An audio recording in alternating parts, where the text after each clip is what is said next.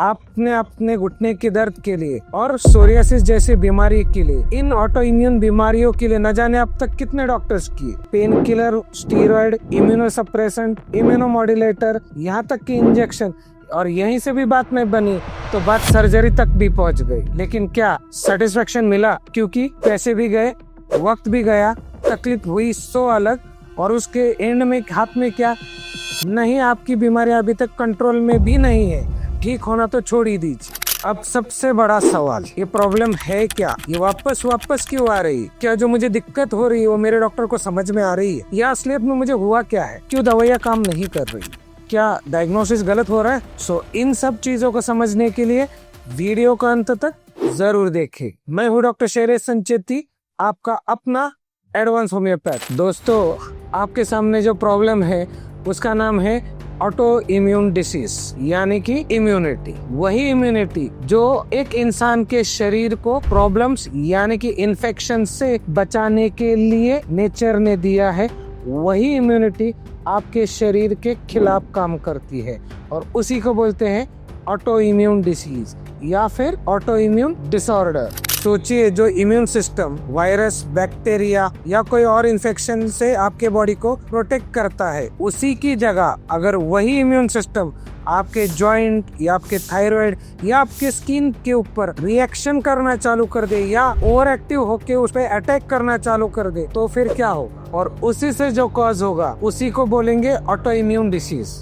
Immunity का over reactive रहना भी कितना डेंजरस है। लेकिन हम अक्सर क्या बात करते हैं समाज में, इम्यूनिटी लो है इसलिए सर्दी हो गई, खांसी हो गई। देखिए, आप गूगल करके देख लीजिए, क्योंकि ये वीडियो आपके अवेयरनेस के लिए है। और इसमें इम्यूनिटी लो यानी कि HIV या एड्स, जिसको इम्यूनो कॉम्प्रोमाइज डिसीज बोलते हैं, तो ये जो हम रूटीन में बोलते हैं ना इम्यूनिटी लो है, इम्यूनिटी लो है, पहले इस टर्म को भी समझ लीजिए। ऑटो इम्यून डिसीजेस, अगर आप सिर्फ इस टर्मिनोलॉजी को गूगल करते हो तो आपको 80 से ज्यादा बीमारियां उस टर्मिनोलॉजी के अंडर मिलती है। जैसे कि सबसे कॉमनेस्ट आज की डेट में जो है हाइपोथायरॉयडिज्म, जिसके अंदर हाशिमोटो थायरॉयडाइटिस, ग्रेव्स डिजीज ये आते हैं। दूसरा आता है सोरियासिस, जो वही सोरियासिस जिसके अंदर वो रेड स्किन और वैसे सफेद कलर का पाउडर गिरता है। तीसरी बीमारी आती है SLE, सीरम ल्यूपस इरिथ्रोमेटोसिस। चौथी बीमारी आती है रूमेटॉइड आर्थराइटिस। पांचवी बीमारी आती है विटिलिगो। छठी बीमारी आती है डायबिटीज इंसिपिडस यानी टाइप 1 डायबिटीज। सातवीं बीमारी आती है MS यानी मल्टीपल स्क्लेरोसिस। नेक्स्ट आता है एंकोलोजिंग स्पॉन्डिलोसिस, जिसके अंदर HLA-B27 नाम का टेस्ट पॉजिटिव आता है। और नेक्स्ट आता है अल्सरेटिव कोलाइटिस। ऐसे बहुत सारे ऑटो इम्यून डिसऑर्डर्स है जो कि आपके सिस्टम को इस तरीके की बीमारियों से डिस्टर्ब कर रहे। लेकिन दिक्कत पता है क्या है? हम ऑटो इम्यून डिसीज इस कॉन्सेप्ट को ही नहीं समझ रहे। हम सिर्फ बीमारी को देख रहे, जैसे संधिवात यानी रूमेटॉइड आर्थराइटिस को देख लिया, सोरियासिस को देख लिया। लेकिन क्या आपकी ऑटो इम्यून डिसीज है? आपने इस बात को समझा है? नहीं, आपने तो यही समझा, नहीं ये ऑटो इम्यून डिसीज है तो मैंने पेन किलर ले रहा हूँ, मैं स्टेरॉइड ले रहा हूँ। लेकिन क्या लगता है आपको, ये सब करके आपका जो तकलीफ है या जो ऑटो इम्यून डिसऑर्डर है वो रिजॉल्व हो जाएगा? ये सब सिर्फ एग्जाम्पल्स है एक ऑटो इम्यून डिसऑर्डर्स की। लेकिन सबसे इम्पोर्टेंट बात, ये होते क्यों है? ये होते इसलिए है क्योंकि इसका जो एक रूट कॉज है वो ये है कि आपकी बॉडी की इम्यून सिस्टम आप ही के बॉडी के सेल्स के अगेंस्ट काम करना शुरू कर देती है और उसी की वजह से ये बीमारी होती है। हर बीमारी का कॉजेटिव फैक्टर अलग है, उसका वायरस, उसका बैक्टीरिया, उसकी कंडीशन, उसकी सिचुएशन, उसकी एज वाइज प्रेजेंटेशन अलग है। लेकिन उस सब का रूट कॉज एक ही से जनरेट होता है अलग अलग तरीके से, दैट इज इम्यून सिस्टम। अब सवाल आता है, इम्यून सिस्टम अपने बॉडी का कंफ्यूज क्यों होता है? सबसे पहला रीजन जेनेटिक्स, यानी कि अगर आपकी लास्ट जनरेशन में कुछ दिक्कत है, ऑटो इम्यून डिसऑर्डर है, तो वो नेक्स्ट जनरेशन में आएगा। तो बाय डिफॉल्ट वो आपका जीन जो है, जो DNA है, वो आपका कैरी करेगा और वो आपके सिस्टम को उसी तरीके से डिसरप्ट करेगा जैसे लास्ट जनरेशन में हुआ था। So it's comes under genetics. Second आता है viruses and bacteria. Typical viruses, typical bacteria typical तरीके से सिस्टम को अफेक्ट करते हैं। इसके अंदर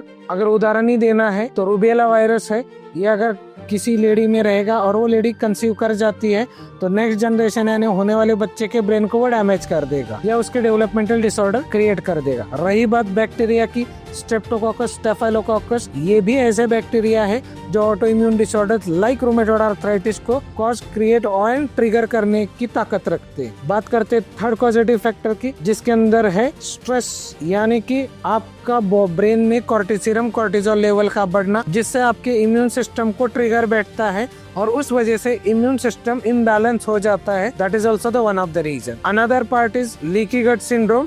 इसके अंदर आपका डाइजेस्टिव सिस्टम खराब हो जाएगा, जिसके वजह से बैक्टीरियल फ्लोरा खराब हो जाएगा, जो कि आपके ऑटो इम्यून डिसीज को ट्रिगर करने की क्षमता रखेगा। And last important cause, toxins and pollutions. Body के अंदर किसी भी प्रकार से, फिर दवाई की वजह से हो, इंजेक्शंस की वजह से हो, कोई केमिकल की वजह से हो, कोई गैस इनहेल करने की वजह से हो, या कोई बैड हैबिट की वजह से हो, कोई भी अगर केमिकल बॉडी में जाता है किसी भी तरीके से, that have potential to trigger your immune system which may cause you to get the autoimmune disorders। अब बात करते हैं सिम्टम्स की। देखिए, मैंने जैसे पहले आपको कहा था, ये ऑटो इम्यून डिसीज है, यानी कि ये कोई बीमारी नहीं है, ये एक सिस्टम है जो डिस्टर्ब हुई है और उसके बाद जो होगी वो बीमारी है। यानी कि ऑटो इम्यून डिसीज के वैसे हर बीमारी वाइज सिम्टम्स अलग अलग होंगे। यानी कि संधिवात यानी रूमेटॉइड आर्थराइटिस होगा तो जॉइंट पेन होगा, सोरियासिस होगा तो स्केलिंग होगा, एसएलई होगा तो फेस के ऊपर रेड पैचेस आएंगे, या फिर अगर एंकोलॉजिक स्पॉन्डिलोसिस होगा तो गर्दन स्पाइन की शिकायतें होगी, हाइपोथायराइड होगा तो वेट गेन या इनफर्टिलिटी जैसी शिकायतें आएगी। इसी तरीके से हर बीमारी के अलग सिम्टम्स आएंगे। So now let's talk about the how to diagnose this autoimmune diseases. Very important test is ANA. ANA के अंदर एएनए ब्लड भी आती है। अगर कोई स्पेसिफिक डिसीज है जैसे संधिवात है यानी कि रूमेटॉइड आर्थराइटिस, तो उसके लिए आप एंटी-सीसीपी भी करते हैं। अगर एंकोलॉजिक स्पॉन्डिलोसिस ये ऑटो इम्यून डिसीज की बात करते हैं तो उसके लिए HLA-B27 नाम का ब्लड टेस्ट है। तीसरी बात, अगर आप क्रॉन्स डिसीज या कोलाइटिस की बात करते हो तो वहाँ पे बायोप्सी जैसा टेस्ट आता है। अगर आप हाइपोथायराइड की बात करते हो तो उसके अंदर ये जो लोग T3, T4, TSH करते हो उतना नहीं है, उसके आगे भी है और उसके आगे है एंटी थायराइड एंटीबॉडीज जो उसका स्पेसिफिक टेस्ट है। इस तरीके से हर बीमारी के अलग अलग टेस्ट आते हैं। अब आजकल लोग ESR, इओसिनोफिल काउंट इनका टेस्ट करते हैं, लेकिन मेरे अनुभव से वो किसी को सर्दी भी हो गया तो भी उसका वैल्यू ऊपर नीचे होता है, तो मेरे हिसाब से उसका कोई कंसर्न नहीं है। सो रियलिटी चेक क्या है? रियलिटी चेक ये है कि आज की ट्रीटमेंट में इम्यून सिस्टम को दबा दो, भले वो स्टीरॉइड से हो, पेन किलर से हो, इम्यूनोसप्रेशन से हो, इम्यूनोमोड्यूलेटर से हो, इंजेक्शन से हो, चाहे फिर क्यों ना सर्जरी से हो, बस दबा दो। यानी कि क्या, सिर्फ कंट्रोल करो, ठीक करो, रिपेयर करो, कम करो। बट ये क्या ट्रीटमेंट है? क्या ये इम्यून सिस्टम डिसऑर्डर को ठीक करते हैं? तो सवाल का जवाब है बिल्कुल नहीं। अच्छा, ट्रीटमेंट कर भी दी, अच्छा उससे और क्या हुआ? किडनी खराब हो गई, शरीर पे स्वेलिंग आने शुरू हो गया, वजन बढ़ गया, हार्ट पे प्रेशर शुरू हो गया, जो डायबिटीज कभी नहीं था वो भी आ गया। अब पता चला कि जो बीमारी के लिए दवाई लिए थे वो तो बीमारी है ही, साथ में 4 और लग गए। और फिर भी हम क्या कर रहे हैं? ना बीमारी के बारे में पता है, ना ऑटो इम्यून सिस्टम के बारे में पता है, ना उसके डिसऑर्डर्स के बारे में पता है, तो ट्रीटमेंट के बारे में तो कोई चांस ही नहीं पता करने का, क्योंकि ना डॉक्टर्स बता रहे, ना पेशेंट्स को पता चल रहा है, ना पेशेंट उसके बारे में जानने की कोशिश कर रहे हैं। अगर आप ये नहीं चाहते कि आपके अपनों के साथ या फिर अगली जनरेशन के साथ ये हादसे हो, तो ये आपको सीरीज को बराबर देखना चाहिए। और ये अगर हमारी कोशिश आपको सही लगी हो तो हमारे चैनल को लाइक, शेयर, सब्सक्राइब करना बिल्कुल ना भूले। और ये वीडियो उन जरूरतमंदों के साथ, अपने दोस्तों के साथ, अपने फैमिली मेंबर के व्हाट्सएप ग्रुप में शेयर करना बिल्कुल ना भूले। इसी सीरीज के साथ जुड़े रहने के लिए बहुत बहुत धन्यवाद।